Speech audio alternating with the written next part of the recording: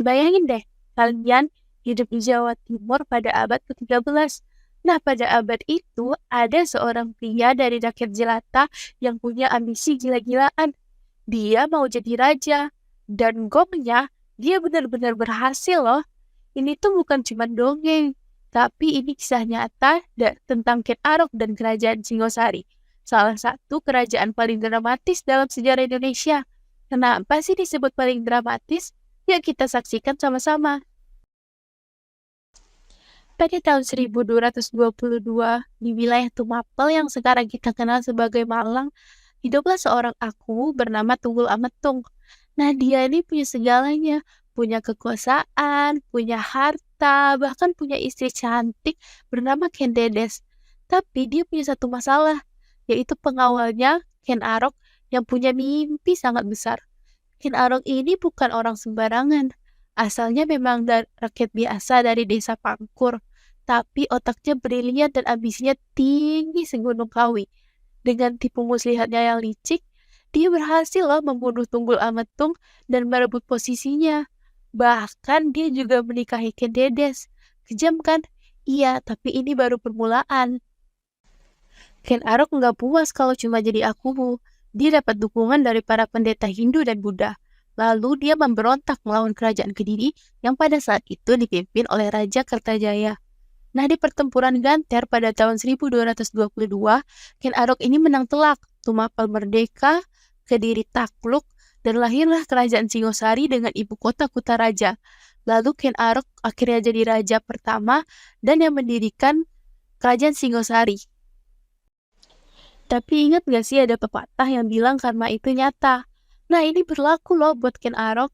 Ken Arok ini dibunuh pada tahun 1227 oleh Anusapati, yaitu anak tirinya sendiri, putra dari Ken Dedes dan juga Tunggul Ametung. Nah, setelah kematiannya Ken Arok, kerajaan Singosari ini tuh kayak sinetron berkepanjangan. Anusapati memerintah 21 tahun, relatif stabil meski dimulai dengan pembunuhan. Tapi putranya, yaitu Tohjaya, cuma bertahan beberapa bulan sebelum dibunuh pamannya sendiri, yaitu Wisnuwardana. Wisnuwardana ini putra asli dari Ken Arok dan Ken Dedes. Akhirnya bisa memerintah dengan damai selama 20 tahun. Dia mulai membangun kekuatan Singosari dan wafat secara alami. Hal yang cukup langka ya dari keluarga ini. Estafet kepemimpinan dilanjutkan putranya, dan ini dia sosok yang akan membawa Singosari ke puncak kejayaan. Kertanegara naik tahta pada tahun 1268, dan dari sinilah Singosari benar-benar bersinar. Dia satu-satunya Raja Singosari yang naik tahta tanpa pertumpahan darah loh. Udah beda level ya kan? Nah, Kertanegara itu raja yang visioner. Dia menempatkan pejabat berdasarkan kompetensi, bukan nepotisme. Kalau ada yang kurang qualified, diganti tanpa ampun. Dia juga pandai berdiplomasi, menjalin persahabatan dengan kerajaan-kerajaan besar seperti Kerajaan Champa di Vietnam.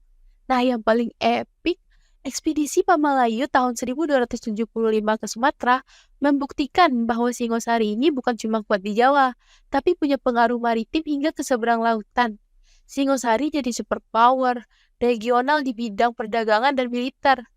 Kertanegara ini juga berani banget loh ketika Kubilai Khan dari dinasti Mongol yang pernah menaklukkan ke setengah dunia menuntut Singosari jadi negara taklukan dan kirim upati. Kertanegara bilang apa?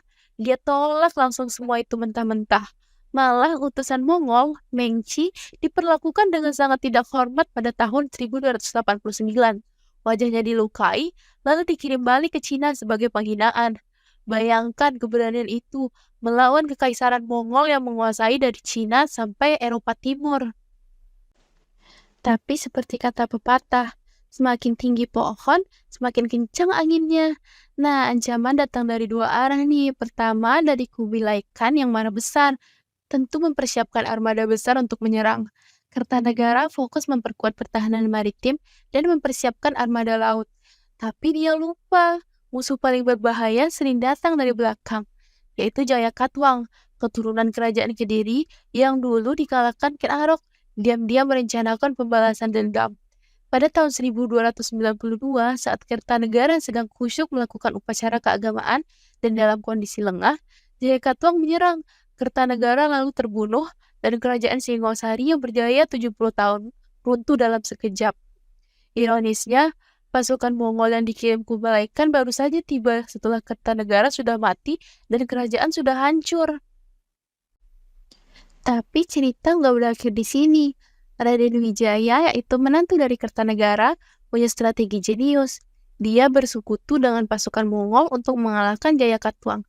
Lalu, plot twist-nya, dia mengkhianati Mongol dan mengusir mereka. Dari neruntuhan Singosari, lalu lahirlah kerajaan Majapahit pada tahun 1293 yang akan menjadi kerajaan terbesar di Nusantara. Singosari mungkin hanya bertahan 70 tahun, tapi warisannya abadi loh. Dari ambisi Ken Arok, kejayaan Kertanegara, hingga kelahiran Majapahit. Ini adalah kisah tentang keberanian, strategi, dan mimpi untuk menjadi besar. Dan itu semua dimulai dari Malang, Jawa Timur. Mungkin segini aja penjelasan aku tentang kerajaan Singosari. Kurang dan lebihnya saya mohon maaf. Assalamualaikum warahmatullahi wabarakatuh.